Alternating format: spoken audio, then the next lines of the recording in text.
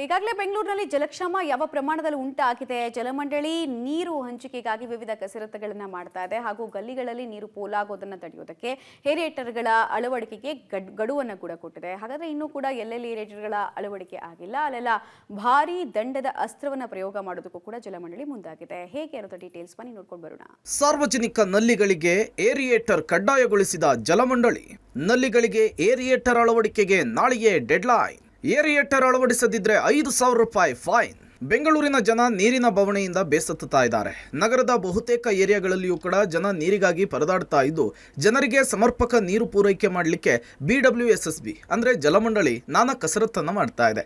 ಈ ಮಧ್ಯೆ ಹನಿ ನೀರು ಪೋಲಾಗದ ರೀತಿ ನೋಡಿಕೊಳ್ಳಲು ಸಾರ್ವಜನಿಕ ಸ್ಥಳಗಳ ನಲ್ಲಿಗಳಲ್ಲಿ ಏರಿಯೇಟರ್ ಅಳವಡಿಕೆಯನ್ನು ಕಡ್ಡಾಯಗೊಳಿಸಲಾಗಿದೆ.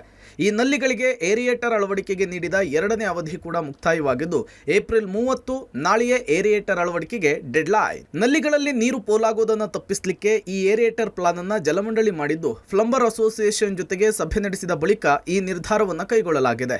ಏರಿಯೇಟರ್ ಅಳವಡಿಸುವುದರಿಂದ 60% ರಿಂದ 85% ನೀರಿನ ಉಳಿತಾಯ ಆಗುತ್ತೆ ಅಂತೇಳಿ ಅಂದಾಜಿಸಲಾಗಿದೆ.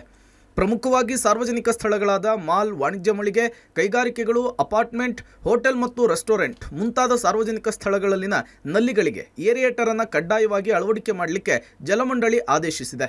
2 ದಿನಗಳಲ್ಲಿ ನಲ್ಲಿಗಳಿಗೆ ಏರಿಯೇಟರ್ ಅಳವಡಿಕೆ ಕಡ್ಡಾಯ ಮಾಡಬೇಕು, ಇಲ್ಲ ಅಂದರೆ ದಂಡ ಕಟ್ಟಲಿಕ್ಕೆ ರೆಡಿ ಇರಬೇಕಾಗುತ್ತೆ. ಏರಿಯೇಟರ್ ಅಳವಡಿಸದೇ ಇದ್ರೆ ಜಲಮಂಡಳಿ ದಂಡ ಪ್ರಯೋಗ ಮಾಡಲಿಕ್ಕೆ ನಿರ್ಧಾರ ಮಾಡಿದೆ.